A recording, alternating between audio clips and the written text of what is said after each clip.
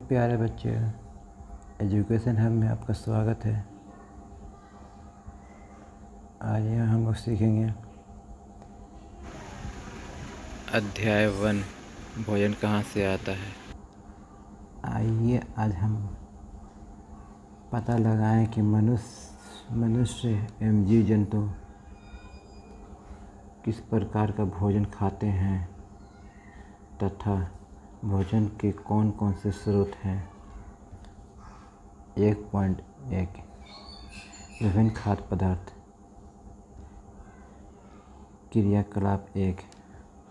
आपने और आपके मित्र ने स्कूल कल पूरे दिन में क्या क्या खाया था।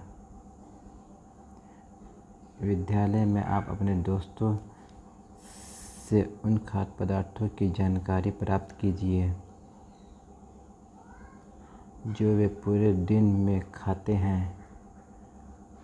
अपनी नोटबुक में तालिका 1.1 की यथासंभव अपने सभी दोस्तों द्वारा खाए जाने वाले विभिन्न खाद्य पदार्थों की जानकारी प्राप्त कर सूची तैयार कीजिए। तालिका 1.1 हम क्या खाते हैं। विद्यार्थी दोस्तों के नाम यहाँ लिखिए। अब पूरे दिन में खाए गए विभिन्न खाद्य पदार्थ कौन कौन से, पूरे दिन 3 टाइम में कौन कौन चीज़ खाते हैं हम लोग। तो यहाँ दोस्तों के नाम लिखिए अपना। मैंने राम लिखा। राम ने कल खाया है रोटी दाल।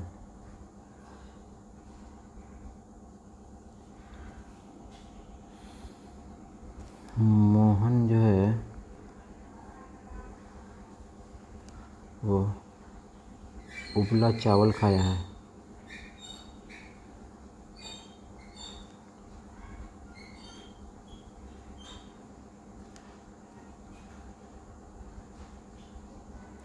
उबला चावल और सब्जी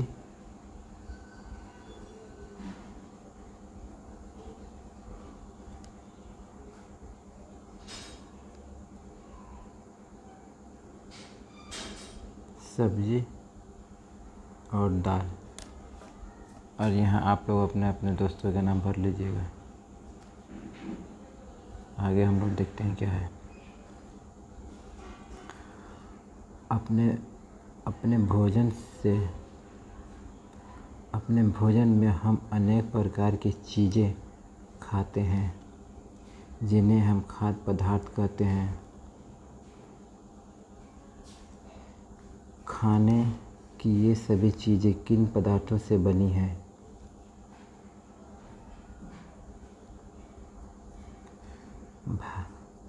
भात के बारे में सोचें।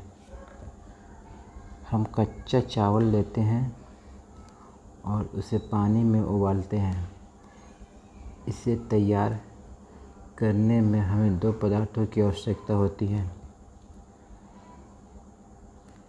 दूसरी ओर कुछ भोजन तैयार करने में हमें कई पदार्थों की ज़रूरत होती है।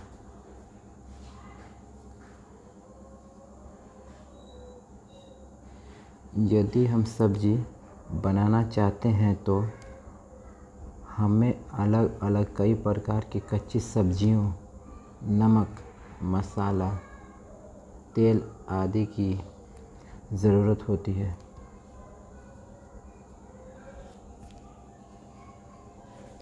क्रियाकलाप 2। तालिका 1.1 की सूची में कुछ खाद्य पदार्थों को छांटिए और अपने दोस्तों तथा घर पर चर्चा करके जानकारी प्राप्त कीजिए कि इनको बनाने के लिए कौन कौन सी सामग्री चाहिए।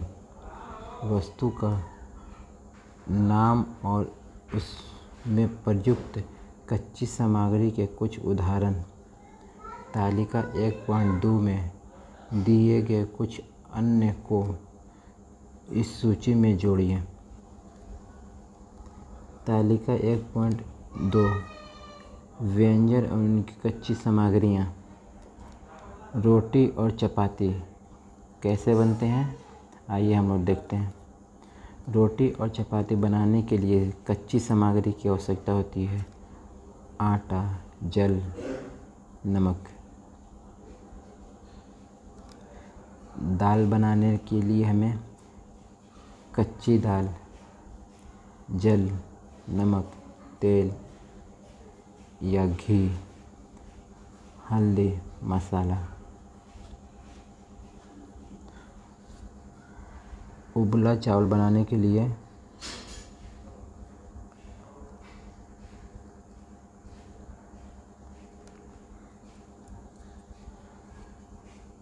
कच्चा चावल चाहिए और जल चाहिए। और आगे आप लोग अपने सोच करके इसमें भर लीजिएगा। आगे इसमें हमने क्या देखा, कक्षा में चर्चा कीजिए कि क्या हम विभिन्न व्यंजकों में कुछ पदार्थ समान रूप से उपयोग करते हैं। ये पदार्थ कहाँ से आते हैं। तालिका 1.3 खाद्य व्यंजक। पदार्थ जिससे वे बनते हैं तथा उनके स्रोत।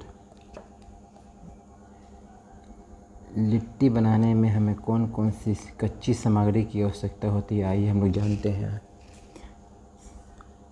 आटा चाहिए, सत्तू चाहिए, नमक चाहिए, मिर्च चाहिए, लहसुन चाहिए, प्याज चाहिए, अदरक चाहिए, घी चाहिए।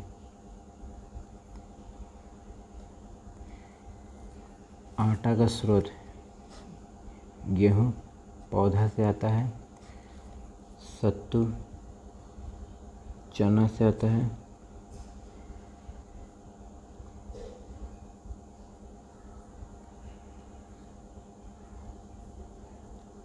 आता है, जो कि पौधे से हमें चना मिलते हैं।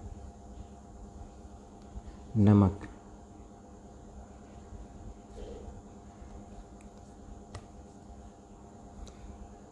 समुद्री जल से हमें नमक प्राप्त होती है। मिर्च जो है पौधे से प्राप्त होती है।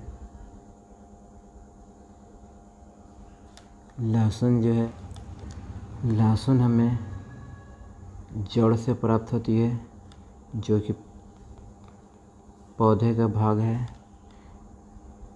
प्याज हमें जड़ से मिलती है, इसे भी पौधे से प्राप्त किया जाता है।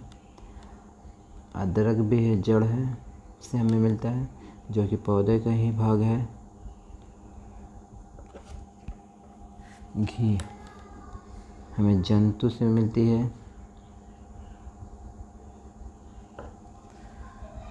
ओके बच्चे, चलिए यहाँ तक हम लोग सीख चुके हैं। मुर्गा बनाने में हमें कौन कौन सी चीज़ की ज़रूरत पड़ेगी। मुर्गा चाहिए, मसाला चाहिए, तेल घी चाहिए, नमक चाहिए, प्याज चाहिए, जल चाहिए। मुर्गा जो है जंतु है, मसाला जो है हमें पौधे से मिलते हैं, तेल जो है पौधे से मिलती है यहाँ पे हमें। घी जो है हमें जंतु से मिलती है। नमक जो है समुद्र जल से हमें प्राप्त होती है।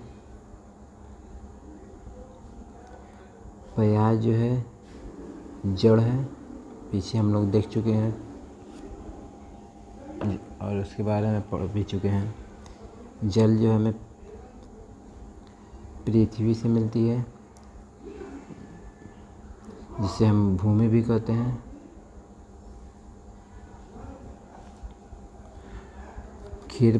खीर बनाने में हमें क्या क्या ज़रूरत होती है सामग्री की। दूध की ज़रूरत होती है,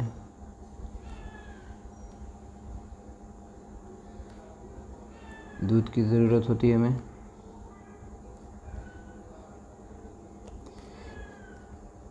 खीर बनाने में हमें दूध की ज़रूरत होती है, चावल की ज़रूरत होती है, चीनी की ज़रूरत होती है, नारियल की ज़रूरत होती है। ठीक है बच्चों, दूध हमें जंतु से मिलती है, चावल हमें धान जो कि पौधा है, चीनी हमें गन्ना से मिलती है,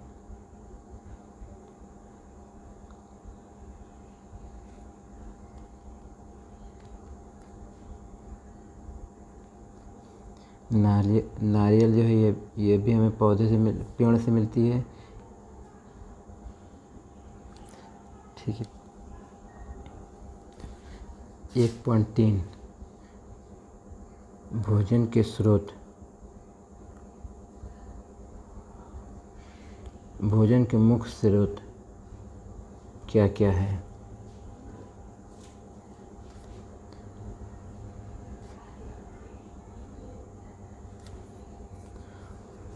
पौधे हमारे भोजन का एक मुख्य स्रोत है। हम पौधे के कौन कौन से भाग का उपयोग खाद्य पदार्थों के रूप में करते हैं?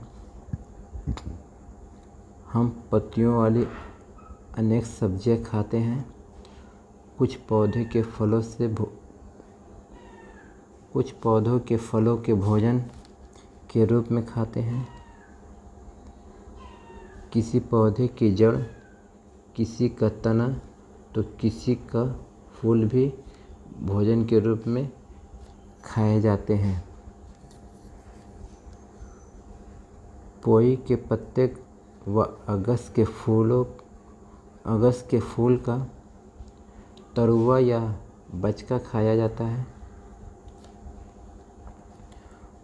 कुछ पौधों के 2 या 2 से अधिक भाग खाने योग्य होते हैं।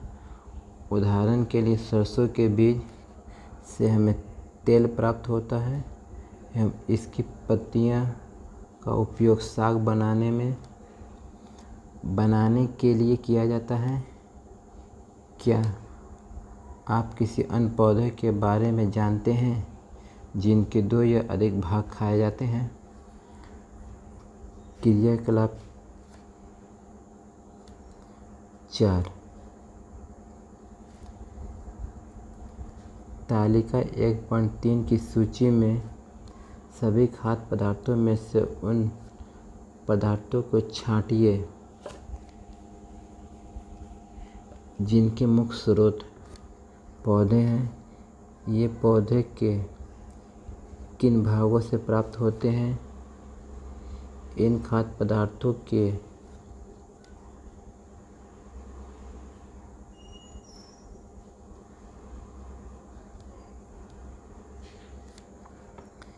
ये पौधे के किन भागों से प्राप्त होते हैं? इन खाद्य पदार्थों और पौधों के भागों को तालिका में अंकित कीजिए।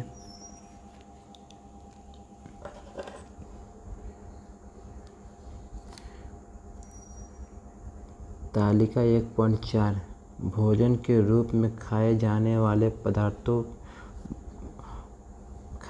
वाले पौधों के भाग। खाद्य